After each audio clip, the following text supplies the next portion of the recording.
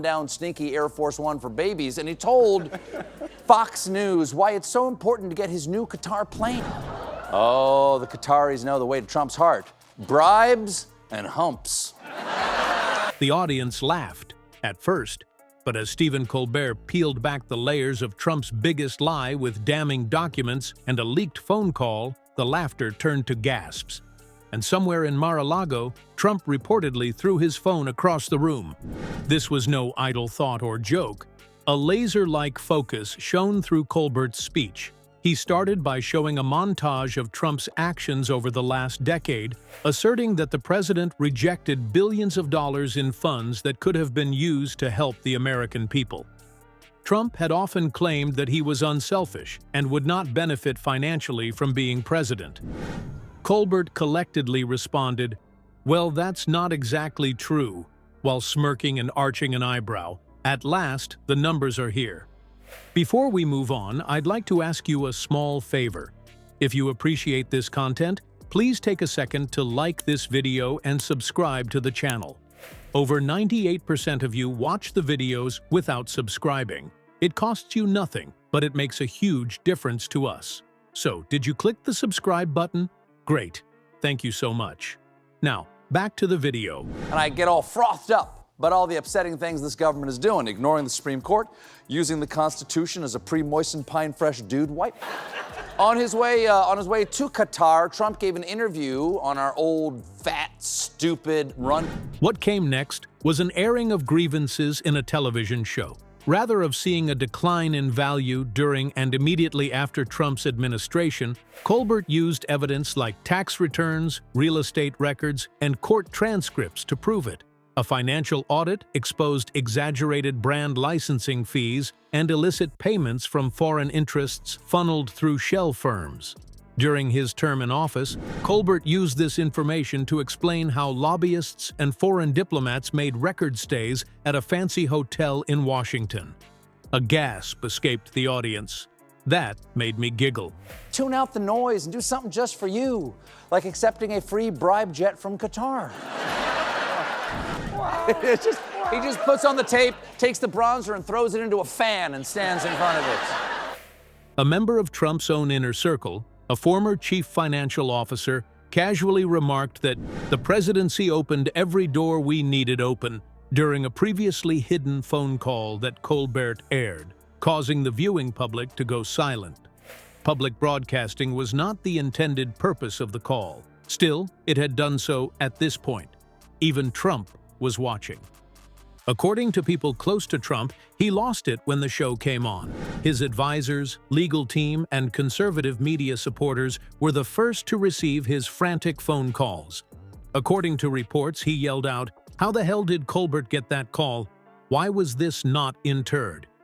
He wasted no time in penning an article on Truth Social describing Colbert as a third-rate clown and threatening legal action against him for defamation and treason. In a late-night comedy monologue, he made use of the word treason. It was too late to prevent the damage from occurring. Within the hour, hashtags such as Colbert receipts and "In Trump lied" went widespread. The video was repeated by major networks. Conservative TV news experts were also compelled to acknowledge the authenticity of the documents. Supporters of Trump started to exhibit signs of frailty, despite their unwavering loyalty to him. Some right-wing fringe blogs tried to label the broadcast as edited propaganda. Down sneaky Air Force One for babies, and he told Fox News why it's so important to get his new Qatar plane. Oh, the Qataris know the way to Trump's heart. Bribes and humps. While Fox News mostly disregarded it, even though Colbert's staff had already posted the full raw tape online to refute that claim.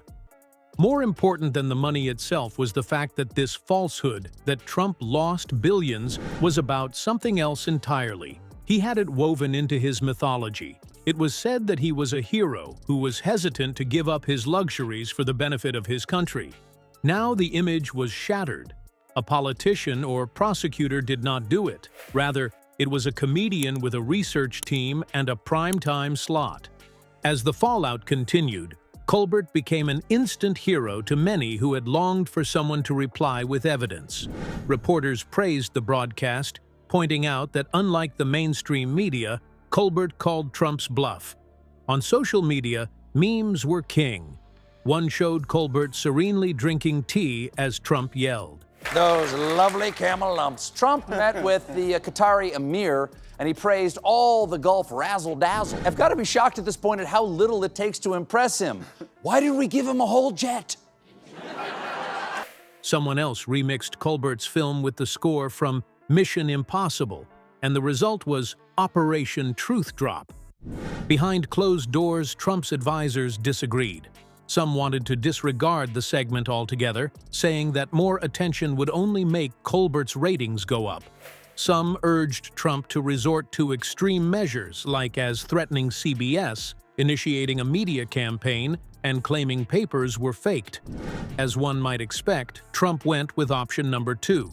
20 minutes into his far-right podcast the following morning, he blasted CBS for colluding with the deep state and called Colbert a disgrace to late-night television. Nevertheless, his voice cracked as the call progressed. Trump avoided answering the question of whether he had viewed the papers Colbert had supplied by shifting the focus to Hunter Biden when the host inquired if he had. It was not disregarded.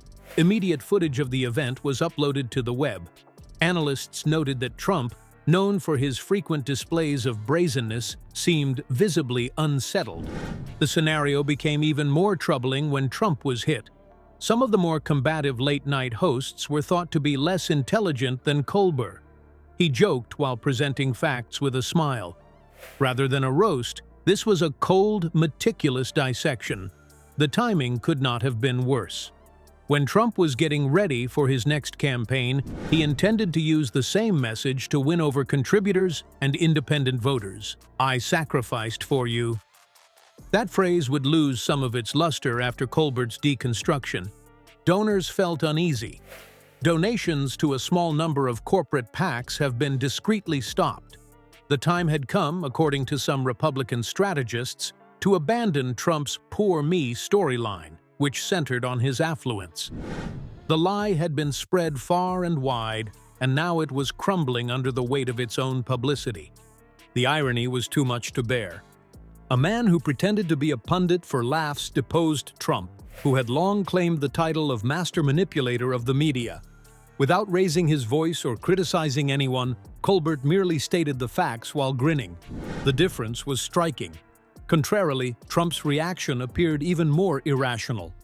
Participation from late-night hosts around the country was already rolling in by week's end. The president likely views defamation as a euphemism for a haircut, according to Jimmy Kimmel. During Seth Meyers' The Lie Heard Round the World special, which parodied Trump's tantrum in real time, Colbert's piece was replayed. No one laughed off the seriousness of the situation, no matter how funny the jokes were. The financial data that Colbert had provided were promptly examined by legal professionals to determine their potential usefulness in the continuing investigations of Trump's business dealings. Some have speculated that a whistleblower may have provided Colbert with the materials. Some thought that ex-Trump advisors were shifting their leaks from prosecutors to the media in the hopes that the public would take care of the rest. "The truth isn't political" was more of a statement than a joke that Colbert made to end that incredible evening's performance. "It is just the way things are." The audience applauded him enthusiastically. Sources say that Trump spent the following nights obsessively watching reruns of the footage, during which he threatened to sue CBS, Colbert, and anyone who thinks they're funny. He also demanded the firing of members of his inner circle. Nonetheless, humor was now just one component. Trump couldn't sidestep the question of responsibility this time.